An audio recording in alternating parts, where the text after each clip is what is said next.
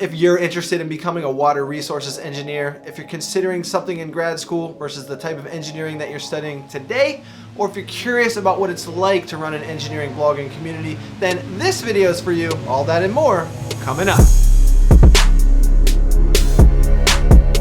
Hey 1% Nation, I'm Jake Voorhees, and you're watching the 1% Engineer Show, where we empower young engineers to rise to the top 1% of their career. And if this is your first time here, make sure you subscribe because I release videos 2 times a week for engineering success. And if you want the 1% Engineer Kit and access to the Facebook group, follow the links in the description. And if you have a question about this interview replay, comment below and I'll make sure you get answers for that. So let's jump right into this interview replay with Andy Dumont. Enjoy! Hey 1% Nation, I'm so excited today to have Andy Dumont on the show. Andy is a professional engineer who lives in Austin, Texas. Her background is in geological engineering, where she got her bachelor's degree from Missouri University of Science and Technology, where she found her engineering passion within water resources engineering and went on to get her graduate degree from Texas A&M. So go Aggies.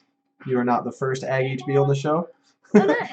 Yeah. Andy has been working for about 3.5 years or so in the water realm. So we're going to talk a little bit about her career and what she's up to. And on the side, outside of engineering, she runs a project called thewatermarkblog.com, where she documents all the projects and behind the scenes things that she is up to as a water engineer, water resources engineer. And she has a pretty awesome Instagram where she's telling Instagram stories and really just showing what she's up to in her professional life, and that is Dumont Andy, and I'll link that up in the video, guys. But Andy, thank you so much for being here. Say what's up to 1% Nation, and let us know what you fill in any gaps in that intro, and let us know what you were up to outside of engineering. Thanks, Jake. I'm super excited to be here. Thanks for having me. Really excited about this. We've been talking about it for a little bit of time, and so yeah, I think this is going to be fun. So like Jake said, I am a water resources engineer, and I like to specialize in the groundwater niche, though a lot of my project work is not actually groundwater. But those are the conferences that I choose to go to, and the business development work that I chase is all groundwater based.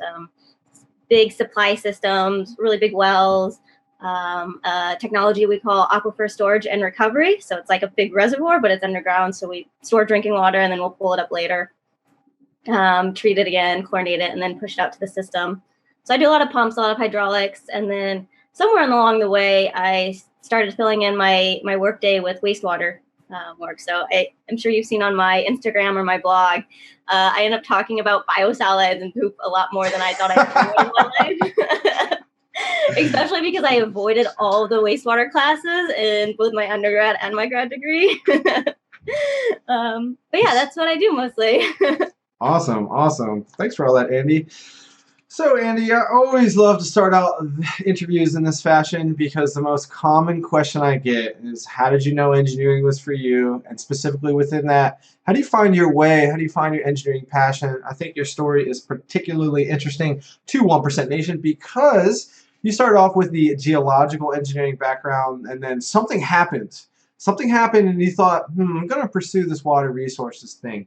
So I'd love to hear about how you found yourself in engineering, and then how you kind of navigated this whole follow your heart type thing within your career. Right. Well, it actually goes back a little bit further before the geological engineering, and I thought I wanted to be a mechanical engineer. So my dad is a mechanical engineer, lots of engineers in my family. Like I flew in to see my parents this weekend. My dad picked me up last night from the airport, and the whole ride home, we were just talking about load bank testing and Megger testing. And I was telling him about these 25 hertz turbines we're working on. He was like, oh, we work on 400 hertz in airplanes because he works for Boeing. And it was kind of cool because like normally he's just my dad to me, and we talk about like going to the library, and we got to spend the whole car ride just like talking about engineering. Nice. Which is cool. So I had that influence growing up. And then when I was in middle school, started volunteering for the high school. They had a robotics club that does FIRST Robotics. So shout out if anyone does FIRST Robotics. It's awesome. So he volunteered for that, and I would sometimes show up just like, hey guys, what's going on? I'm a middle schooler. So then when I got to 9th grade, I got into robotics club. I had that whole like network of everybody in robotics club from all over the district. And being in robotics club, I knew I was interested in engineering. I knew I was good at math and science. And you hear that whole mantra, like good at math and science, go for engineering, which is not all engineering is, but like I heard it and I believed it. And I was like, yeah, I think I'll do engineering. This is awesome. And I was more drawn to the mechanical things than any of the intelligent systems or SCADA or electrical or any of the sort of the other routes. And I knew that pretty early on just because of the robotics experience. I didn't think I would be in civil engineering, but so I'm from St. Louis, and you mentioned the school I went to is what we call Rolla. Officially, it's Missouri S&T, but everybody calls it Rolla. Yeah. It's all engineers, which is a great atmosphere to be in, to be like out at a house party and everyone's like, hey, help me with this triple integral. That's great. It's somewhere at the same party. And the school's pretty big, right? I saw it was like 8,000 or 9,000 students. So I'm actually really impressed to hear really this. Big, but it's all engineers, and we're all like just the same amount of nerdy or more nerdy. So, yeah. Like you'll sit at somebody's house and everyone will just be like working on their homework together. It was awesome. Wow. Okay. Yeah. So I always knew I wanted to go to Rolla. I didn't apply to any other schools. It's an engineering school in Missouri. It's well known, and because I was from Missouri, it was very attractive to me that I wouldn't have any debt. How did you find your way into discovering that water resources was the proper path? Like you went from an undergraduate major into a master's program for that. So something happened to spark your interest. And this is just the most common question I get is, how do I find my engineering passion? Okay, so engineering passion is definitely the robotics club, the network of people, and also having those influences in my life that other people doing this and being awesome at it. The mechanical engineering program at Rolla, when I started, let's be honest, the school is like 78% dudes, 77% guys, which is a lot of guys. And so I was sitting in some of the mechanical engineering classes. My very first semester, I had come in with a bunch of credits. And so I was like already in programming and some of the core classes. And I was looking around like, I can't do this. I need more women around me. I need my support network that is women and that we can bond together and like have a common code and a common language. Yeah. And I've always been very attracted to geology and earthquakes and volcanoes and geological phenomena. So I went and I just talked to the professors in the geological engineering department, and the professors were awesome. And so basically after that conversation, I was like, yep, switching over to geological engineering. Very cool. So yeah, that was just like a sudden, like something switched. I think I was talking to my mom on the phone, like walking out to class. And I was like, if I didn't have robotics club, maybe I would have been a geologist. Who knows? And like the second those words came out of my mouth, I was like, yeah, I'm switching over. Nice. Okay. So I switched over. I got an internship pretty last minute. After my junior year, I thought I was just going to take classes, and then I got a call back like, hey, can you start next week? And so I got an internship in environmental engineering, and it was a very steep learning curve, and I loved the company I worked with. We did a lot of low flow sampling. Most of the systems were designed and in place, so it was just monitoring, following up on compliance for the EPA and different like systems testing. But to me, it was a lot of like sitting in my cube, which I had this awesome window with like the Missouri River. And I was just like fixing Excel borders. And I was like, I could do this my whole life. I'm going to be so bored if I'm not challenged. Like, this is beautiful. I get my own desk, my own office, but I can't do this my whole life. And being a geological engineer, there's a lot of confusion, I think, in the industry. Because everyone's like, so are you a geologist? Well, right. No. Are you a geotech engineer? Well, no. Right. That's funny. So there's a little confusion. So I was like, I know I don't want to get my grad degree in geological engineering. I want to specialize. And since I was doing a lot of groundwater remediation work, and I had a professor at Rolla that was a groundwater specialist, I knew I wanted to go that route, and I reached out and worked some connections. And my professor at A&M actually went to Rolla and she does groundwater and she's amazing. And she had awesome projects. I got to choose my own project. She had some funding in Costa Rica. And so she was like, hey, I'll pay you to come here and do your work in Costa Rica. And I was like, yeah, that sounds awesome. I will work my butt off for that. Nice. Yeah. Sometimes So it's that's just how like, I got into water resources. yeah, that's really good. I love that. Sometimes it's like the path of least resistance, like what just kind of happens. You kind of mentioned it twice with your professor. An opportunity came, and you're like, yeah, okay, maybe that'll happen. And then it's kind of like when you talked about how maybe this geological thing, like when you kind of realize that robotics, from the first robotics background, maybe this wasn't the thing. It was just like giving yourself the opportunity to have the thought that maybe this geological thing is the path, and then you're like, yeah, let's go with that. So that's pretty funny. I love that. Yeah. Yeah, it's really good, Andy. I love that story. And again, this is just the most common question I get, so I always kick off with that. And the next thing, I want to talk about school decisions for you, and most notably how you went to Rolla, and people in Missouri will know about it. People in the Midwest will know about it, particularly science and technology people.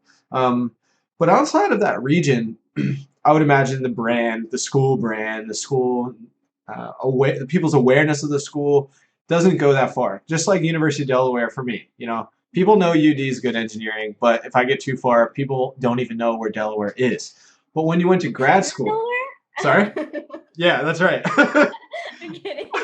No, seriously, people were like, "Oh, Delaware, which state is that in?" Not even kidding. So, not even kidding.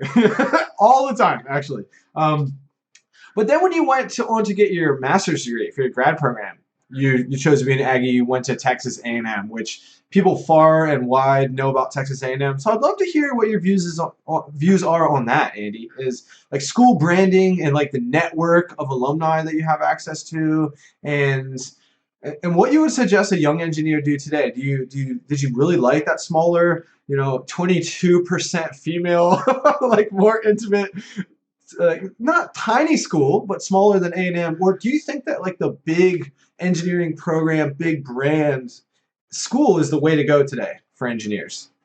So I think it's definitely a personality decision. So for me, I loved Rolla, and I think for a lot of people that went there, it was a perfect decision for them. The closeness of the community and how you knew a lot of people and you always had somebody to help, and everyone is an A-type doing their homework all around the clock, and so you don't feel the need to procrastinate.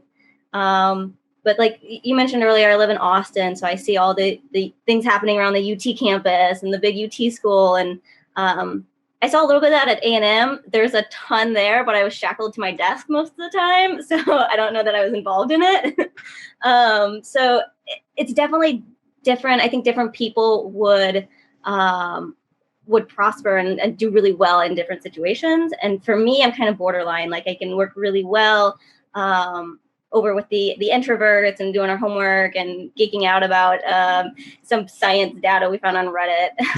Yeah. And then I can also like hang out with the other crowd and be at a tailgate party, just like getting ready for the Aggies to play football. And then the football game starts and I go to my desk and I finish some homework.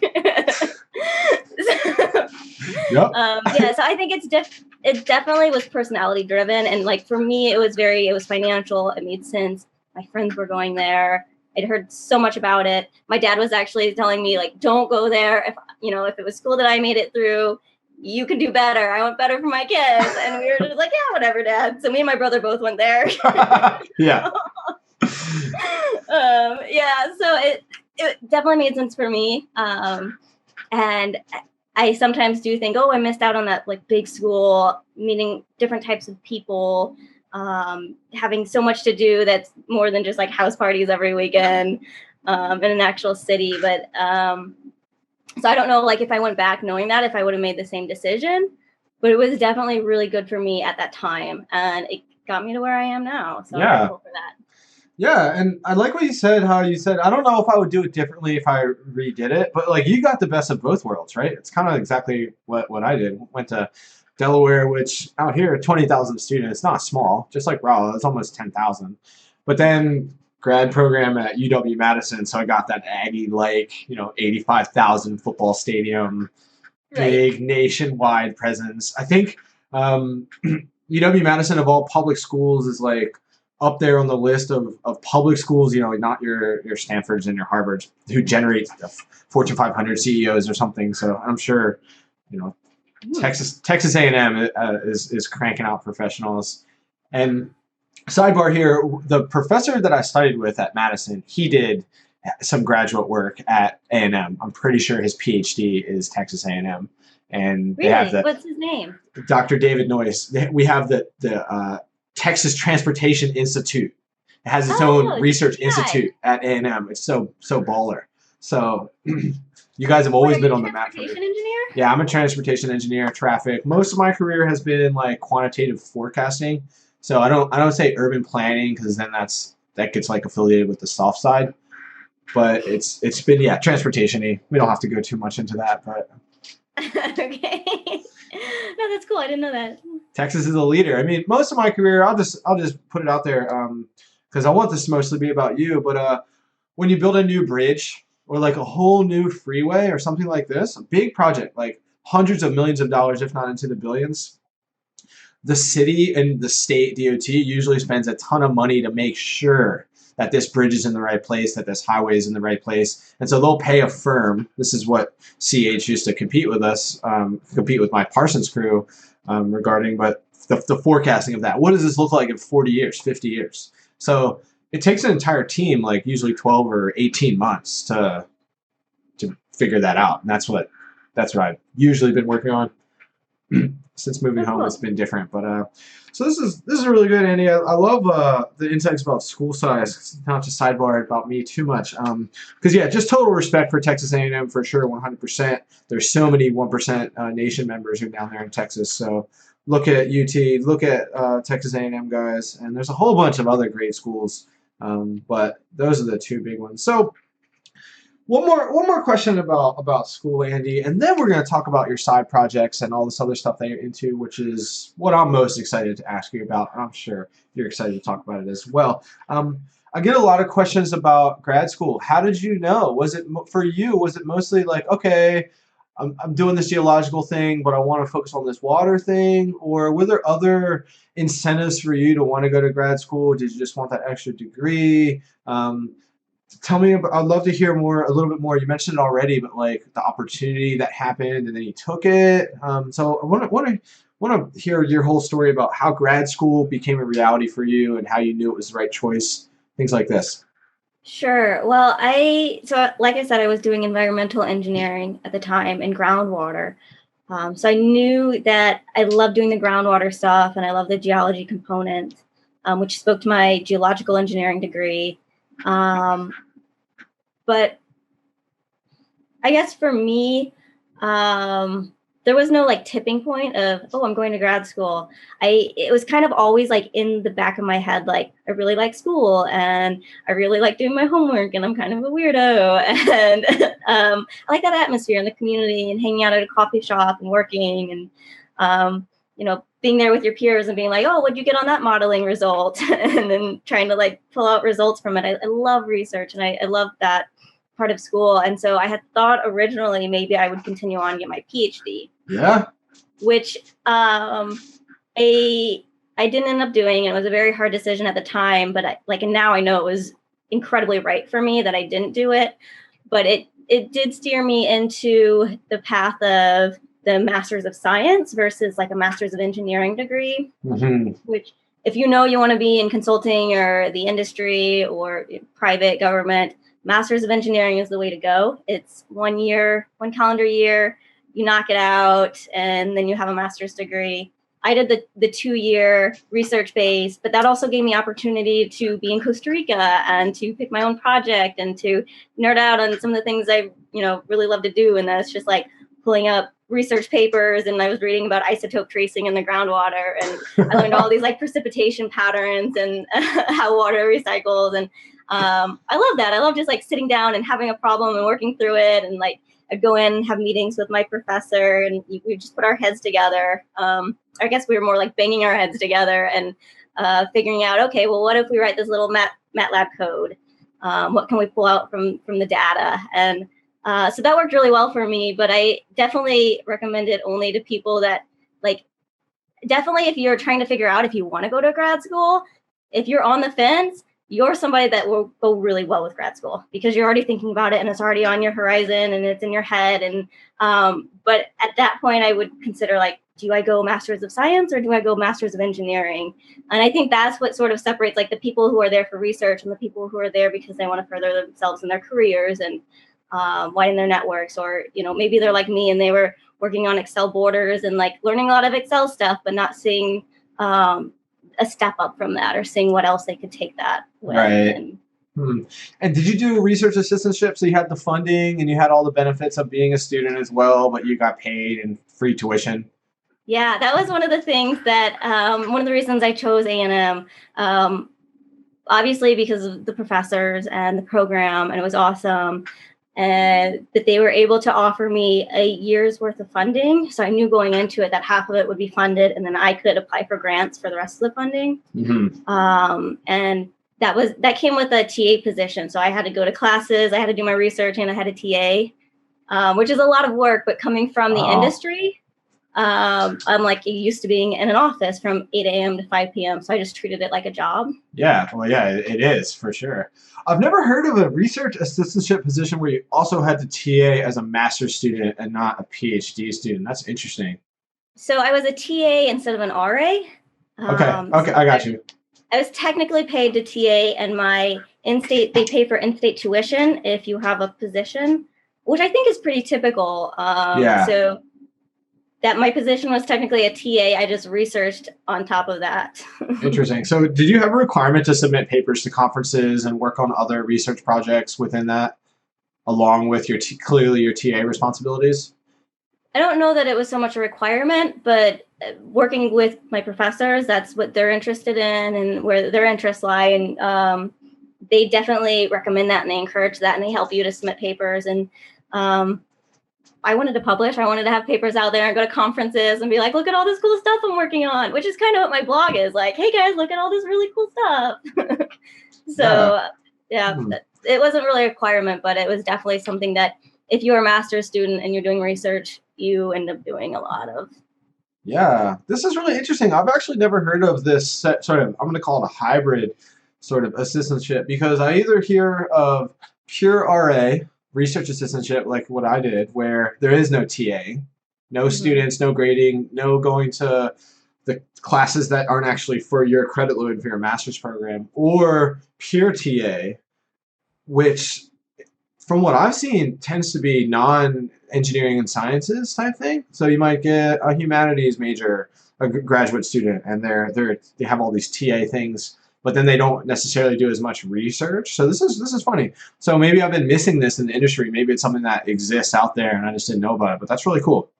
Yeah, I think a lot of the engineering classes is what I TA'd. So for 1 year, 2 semesters, I did the intro to engineering, where I had my class. We taught them how to use Excel and how to program and what a schedule with critical path is and things like that. 1 semester I had geotechnical engineering, which is a civil class, which I'd had the class in undergrad, but I wasn't a civil as undergrad. So I was like, well, this is an interesting choice. But I think since they had offered to provide me funding and they needed to fill this TA position, I was the one that got it.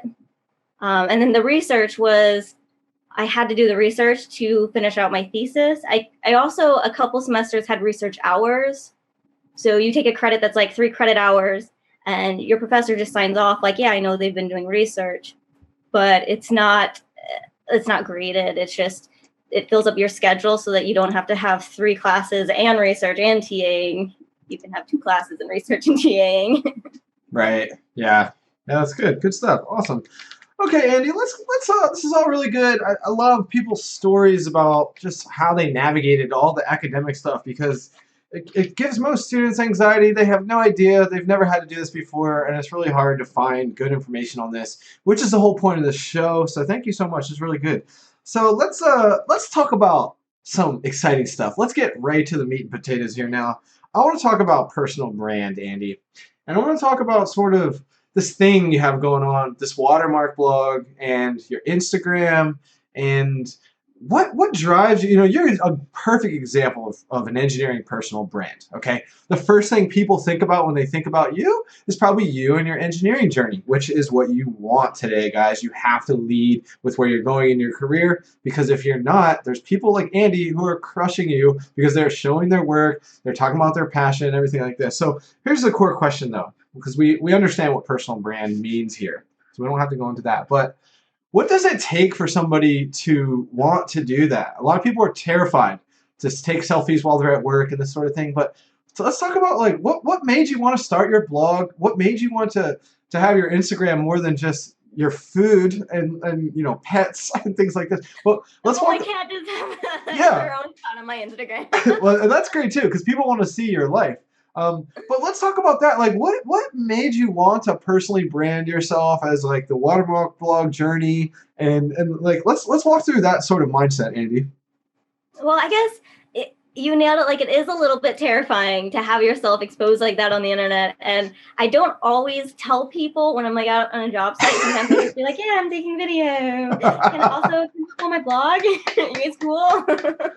Or like I put up a video a few weeks ago in a machine shop, and one of the ladies I was with, she had told everybody there, like, this is Andy, she's a blogger. And one of the guys just like refused to say anything to me. The other guy talked my ear off about like how to use a scale and like stuff you learn in freshman engineering. And I was like, he's totally doing this for the blog. Nice. This is awesome. That's great. But yeah, so I guess for me, it started like I had my personal Instagram, and that's a lot of what I was putting on. And when it was more my personal instead of Instagram instead of my personal branding, I would just put up a picture, and then I'd get a bunch of questions like, what is this? This is crazy. So then I started explaining it a little bit, and I started playing around with the idea of having a blog, and I had a Blogger, which is the Google platform. And occasionally on lunch break, I would like, if I had a really good conversation with somebody at work and I was like telling my coworker, Matt, about it, you know, how we do testing downhole in a well and what we can pull off the resistivity graph. I'm like, oh, this is really exciting. And then at lunch, I would type it up into the Blogger. And at one point, I just thought, you know, I could actually do this because I'm watching other YouTubers and I'm watching bloggers and people that are like, they have this good platform and they know what they want to give to the world. And like, I'm kind of there, but I could figure it out and I could make this something. And I've always been a huge supporter of women in STEM and inspiring women. So for me, I could couple the two together and show like, oh, this is something I'm really excited about and I'm really excited to tell people about, but I can also use it to show women who might not know what sort of careers they want to go into or might not know what the path is. You know, like the Sally Ride quote, you can't be what you can't see. It really speaks to me. And like, sometimes it feels a little narcissistic being like, here's a selfie of myself.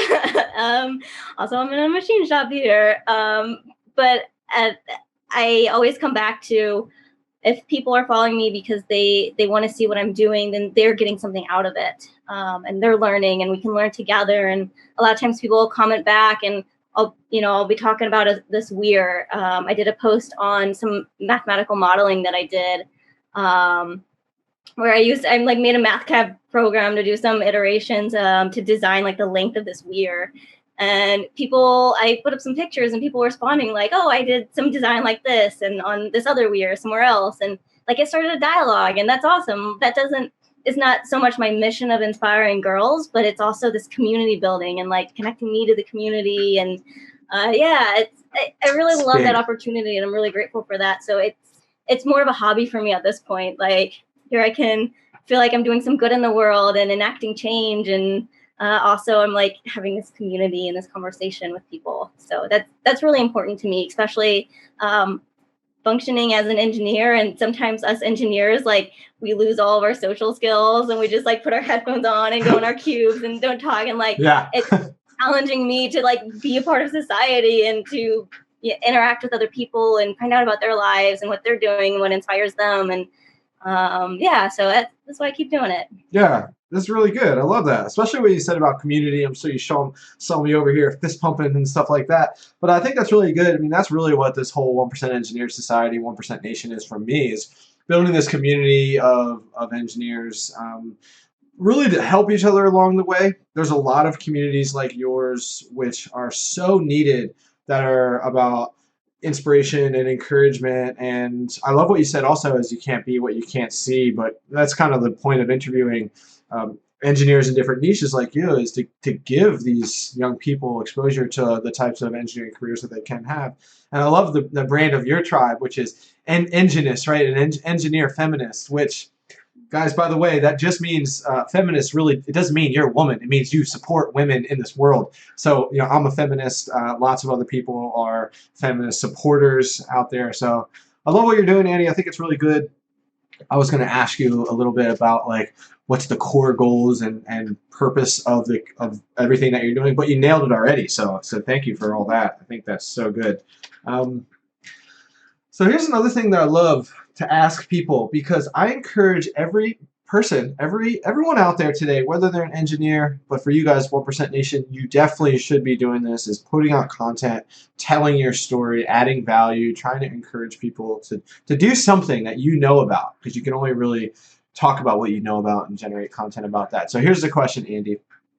This Instagram that you run, the Watermark blog that you run, this personal brand, I would love to hear if and when, I know the answer has to be yes, but there has to be a time, maybe think about the biggest example, when you were able to talk about this or someone found you because of your content, but there's something that this project has done to change your career, right? There's something that has happened, I'm sure. As simple as a talking point or something. You impress someone or someone found you. I'd love to hear about how this has actually returned to you and added to your career. Sure. So I wouldn't say that it's so much a career step. Like usually with my career, it's just like me telling my coworkers, like, hey, would you mind taking a picture of me in front of this well? That's really awesome. And them just being like, yeah, okay, we'll do it for the blog. Yeah.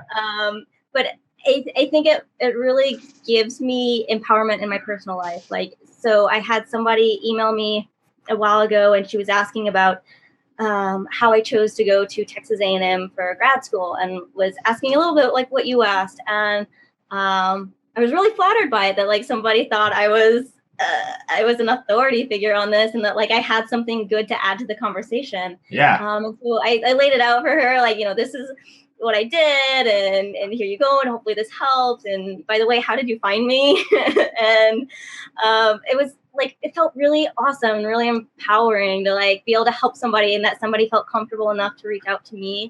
And so I think it's more of like, it gives me a step up in like who I want to be as a person and not so much in my career, because none of the other engineers like get it or understand it. Some of them like follow me on my Facebook, but then that just makes me feel really awkward if I'm like posting about them. Yeah. Like, I had this conversation with so-and-so. Yeah. Yeah. Yeah, I think it'll happen for you though. Like there will be a time when someone is impressed with this or someone reaches, like they find you through it. And for me, what's happened, I've noticed, is that more and more engineering recruiters figure out about what's going on here and they want to talk to me. But what I see long term in the potential is that I can connect my community, and likewise so can your community, to these opportunities that come your way, or just being a connector. Like you have all these engineers who follow your movement. Your Instagram is over 5,000. That's really good for an engineering based Instagram. But there are ways that you can help those people, and you putting out content and being an authority in the water resources space will probably become a bigger and bigger magnet for opportunities, and you name it, over time. So I'm excited for you to see what comes down the pipe for you. Yeah, definitely. And I enjoy being the hinge and being a people collector. Yeah. Or being like, oh, you need help here. You've got your light on staffing. Let me reach out to my network and see who we can get on your project. Or I do that within the company. I did that in grad school. I was like always having this odd assortment of grad students. Like we're all very diverse and have different interests, but I was always like, come over and we'll hang out at my place. So I love being that connection, the hinge point, the linchpin, I guess, if we're using technical terms. Yeah. Technical, we'll go with it. I love linchpin because of Seth Godin. Seth Godin uses that term a lot. Yeah, and my Facebook, the Enginist you mentioned, it's a fairly new group. I started a few weeks ago. to connect me with the community. And I've found that there is a lot of interaction that's going between them as a community. And I really like that I can step back and have this community and this network of people supporting each other. It builds a little bit of redundancy. You know, that's what we talk about in groundwater a lot, is having redundancy. Yeah.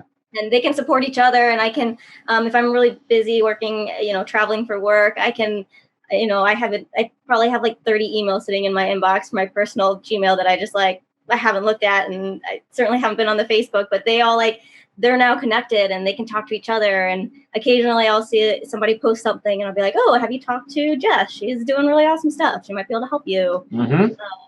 So yeah, I definitely feel like that is sort of where this is going. And I really love that. Yeah. Seriously, I can't say this enough, but the community side is so big. And I don't know, I'm trying to look at my background here if it's there. But the best book I've ever read is called Content Inc. And Joe Pulizzi talks about this so much. But you kind of already mentioned it. But the phrase is minimum viable audience instead of minimum viable product. But once you start to generate a community, once you have to be the flagship, you have to be the tribe leader, right? But eventually what happens is the community runs itself, right? And you have these people, like 1% Nation is usually, I want to say it's like 10, maybe as much as not quite 20% people like us who I always call mentors, right? People who they got some stuff figured out. We got a lot of room to run, but we can definitely help the students and we can help the people who are just launching their careers. And then there's a whole bunch of people trying to figure it out, right? So it's definitely a very cool thing to know that like the Facebook groups are running when you're sleeping, and like there's people who will like, delete silly posts because I used to be pretty strict, but now I let anybody who I think can speak English and they're an engineer, I let them in the group, which I know not everyone likes that, but that's what I've chosen to do.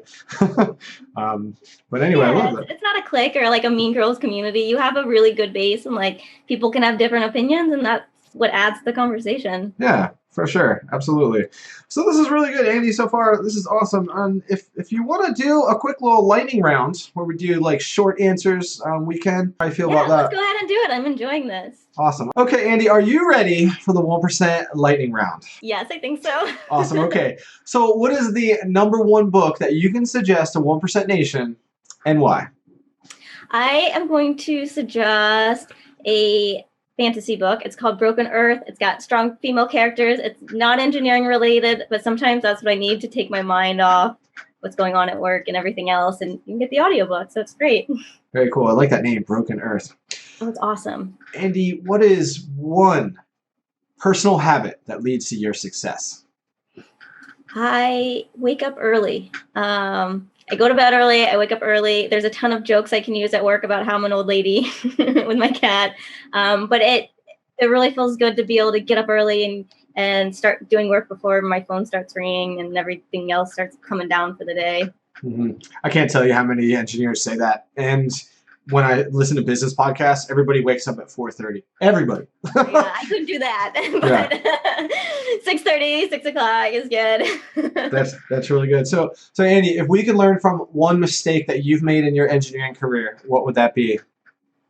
In my engineering career, communication. Communication is sometimes like a stumbling block for us. And I'm thinking specifically to a project where they'd given me a task to do. I knew what I needed to do, and I didn't communicate like how long it would take me to do it. And they hadn't foreseen how long it would take and what all it would involve, because sometimes when you're speaking with non-technical people, they don't know what goes in the background. Mm-hmm. And so when they saw my timesheet, they were like, "Oh, you spent so much time on this." And I was like, "Yeah, was I not supposed to?" And so like if we just communicated that and like set expectations and like had people on the same page, it I think would have been a lot more smoother and it wouldn't have been as awkward. Yeah, that happens to me at work too.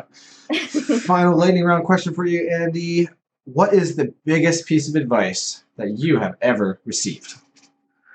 Let's go with the most important piece. And I think for me, that is raise your hand. Like if you show your enthusiasm, it doesn't matter if you have the skills or the ability. They want somebody there who wants to be there, who wants to see the project through, who wants sometimes I go to career fairs, and the career fair lady who comes along, she'll tell people doesn't matter what's on your resume. It matters if you want to be there and if you want to work with people and get along. And so raise your hand, show your interest. And that's half the projects I've gotten. It's because I've been like, hey, you need me because I really want to do this. And I see this gap and I think I can fill it. And people just say, oh, okay, we'll see if you can do it. And sometimes I can't. And that's a learning curve too. But yeah, if you say you want to be there, people will find a way to get you there. Wow, I love that. This is probably going to end up being a little short snippet video for something. I'll make something for your Instagram. But I love what you just said there. So thank you so much, Andy. Really appreciate your time today. I think 1% Nation and anyone who is interested in water resources engineering, wants to become an Aggie, or wants to just be an engineer in general, can definitely learn from you and your story. So thank you so much. Yeah. And if you have any final words of wisdom for 1% Nation and any calls to action, if you want them to go check out anything like your Instagram or your blog, I'll link it up in the video so that it's there for everyone to see. But if you have any final words of wisdom, let's go ahead and start with that, and then we can say goodbye. Okay, so I think a theme of this, what we've been talking about, is communication and your tribe and finding your community. And that's really important to me, and you've got a good thing going on here. And I think in your careers, especially, finding people who can get you to the place you want to be and helping other people get to the place they want to be is really important. And yeah, so keep doing what you're doing. And this has been awesome. Thanks for having me. And where can 1% Nation find you? I have my Instagram, which is at DumontAndy. It's a lot of engineering pics, but it's also some of like my cat. I have my website, www.thewatermarkblog.com. And that's when I feel inspired and I have a project that I'm really excited about. And I want to tell people about like all the nuts and bolts of behind the scenes stuff. And I've got my Facebook group, The Enginist, for those of us that want a community and want to inspire change. And sometimes we'll just rant about like, somebody said this to me today, and you know, this guy is not woke AF. Nice, yeah. Awesome. Well, again, Andy, thank you so much for being on the show. We will check you later. Bye-bye. Bye. Hey, 1% Nation, I hope you enjoyed that interview replay with Andy Dumont. If you did, consider subscribing because I release videos 2 times a week for engineering success. Comment below if you have a question, and as always, guys, thanks so much for watching the 1% Engineer Show, and stay hungry on your quest to become a 1% engineer. Cheers!